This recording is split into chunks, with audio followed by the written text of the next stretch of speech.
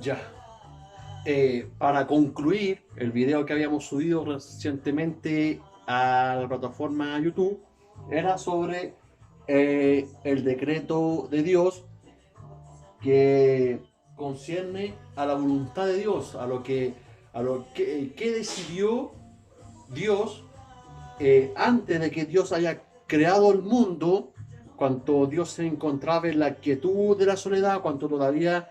no había todavía ni el despliegue de una criatura angelical, y Dios se encontraba solo en la quietud del cosmos y se encontraba en una comunión solo consigo mismo en una Trinidad.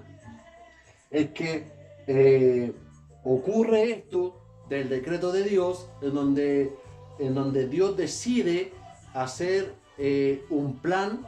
para glorificarse el mismo. Hablamos de todo esto, hablamos de la voluntad decretiva y voluntad preceptiva, la voluntad secreta y la voluntad revelada, términos que eran del periodo medieval de la Reforma Protestante. Ya hablamos de lo nefasto que ha sucedido recientemente, que lo que sea unos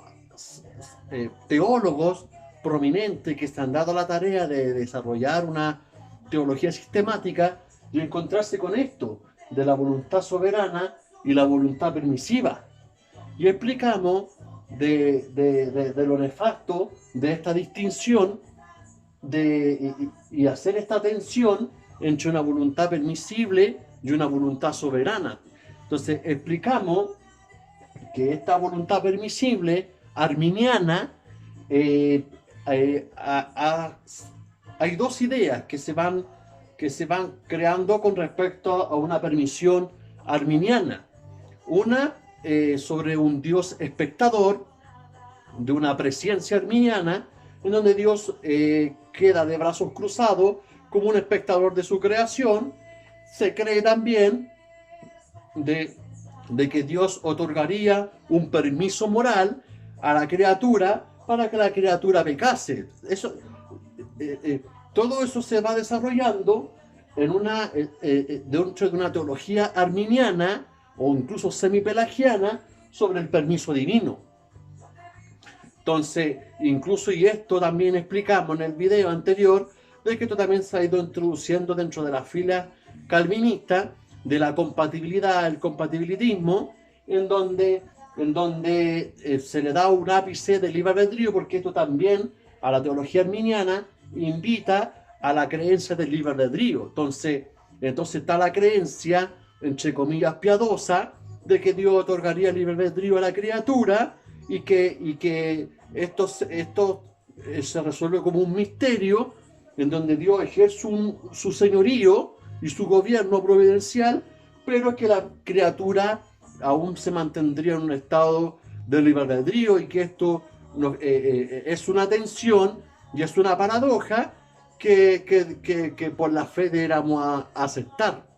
Y explicábamos que esto podría sonar un poco piadoso, pero que no, pero en vez de resolverlo, genera muchos vacíos teológicos y que esto lleva a la herejía del dualismo, de una tensión, una lucha antagónica en el universo, en el cosmos, de entre el bien y el mal, un Dios frustrado y un Dios luchado, y que el mal es sorprendido en su creación, que el mal irrumpe en su creación, y que Dios tiene que improvisar y Dios tiene que echar mano un plan B para poder remediar todo. Un infralazarismo arminiano. Entonces, y explicamos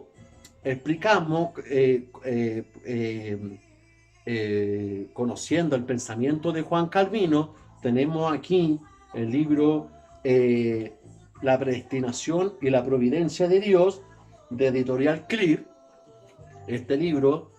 en donde esto es un trabajo separado, aparte de las instituciones de Calvino, en donde Calvino incluso le pareció poco cuando redactó la institución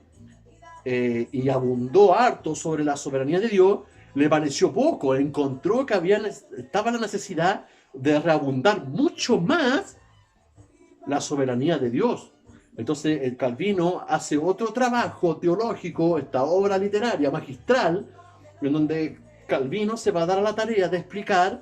cómo ocurre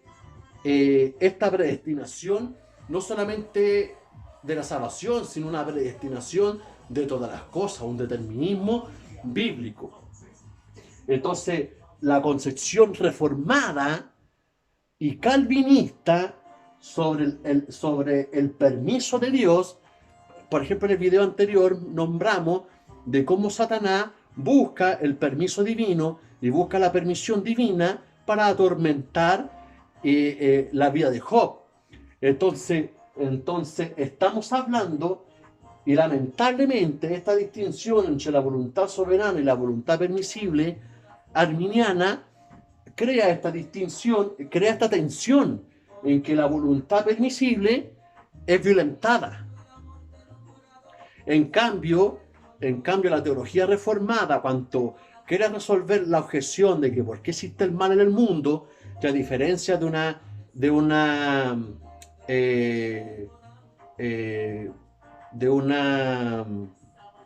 puta, se me fue el término, a diferencia de una apologética, ese era el término que estaba buscando, a diferencia de una apologética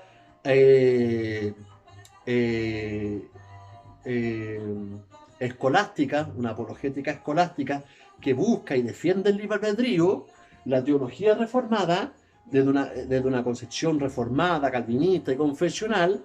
va a hablar de la soberanía de Dios. Para resolver la objeción de que por qué existe el mal en el mundo, va a apelar a la alta soberanía divina, de que el mal existe porque Dios así le parece y porque Dios así lo ha querido.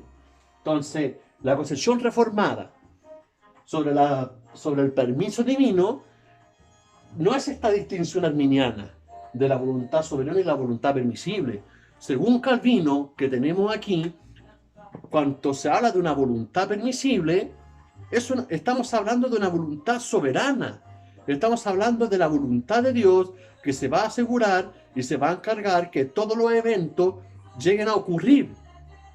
No solamente los eventos externos, sino que todos los afectos positivos y la voluntad de la criatura. Entonces, cuando se habla de una voluntad permisible, se refiere a que esta voluntad es permisible, es permitida, pero no porque es una licencia y un permiso moral para que la criatura peque, o que Dios llegase a tolerar el pecado para revertirlo y echar mano a un plan B, sino que Calvino va a hablar de la voluntad permisible como una voluntad que no solamente se va a servirse de lo malo, sino que Dios va a querer de que lo malo ocurra. Eso es la voluntad permisible. Se refiere a que Dios va a querer que lo malo ocurra. Dios va a querer que el mal exista. Y no solamente para servirse del mal como instrumento, sino que sea de un permiso providencial, de un permiso soberano, en donde Dios vaya en el mal como algo necesario.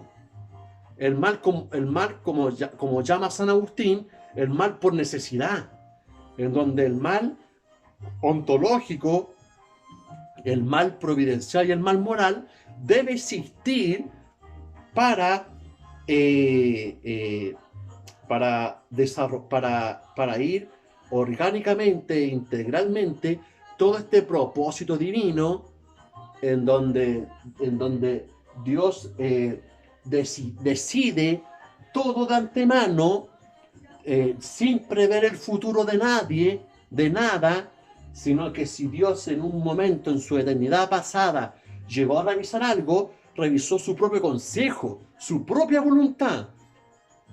No una presencia arminiana que Dios prevería el futuro, que no responderían al llamado del Evangelio y a estos llamados los escogidos, sino que en su presencia en una presencia reformada,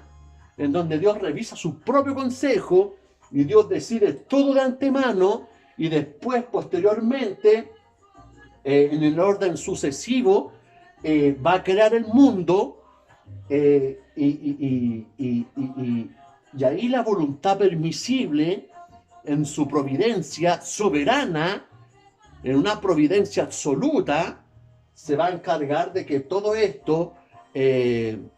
suceda, que en términos de distinciones empleamos el término permisible, pero en realidad a lo que yo quiero redundar es que cuando se habla de una voluntad permisible, es una voluntad soberana, es una voluntad infrustrable. Y cuando hablamos de un término permisivo, se refiere a que Dios, Él se ha permitido, no es que ha permitido a la criatura, sino que Dios se ha permitido de tolerar la rebelión de Satanás, que se haya introducido el mal, el pecado, la muerte en el mundo, pero porque Dios así lo ha querido. Entonces cuando hablamos de una voluntad permisible, estamos hablando de una voluntad soberana, de una voluntad irresistible, de una voluntad infrustrable, en donde todo esto está escondido en el consejo y el beneplácito divino. Entonces, esa es la intención del video, de que podamos lograr hacer esta distinción de una voluntad permisible, no arminiana, no incluso semipelagiana, sino que de una voluntad permisible, de una concepción reformada, calvinista, en donde Dios no hay nada que se le escape, está todo en su gobierno providencial, y que Dios se va a permitir de que el mal exista para Dios glorificarse. Te agradezco por la sintonía. Los vemos en otro capítulo.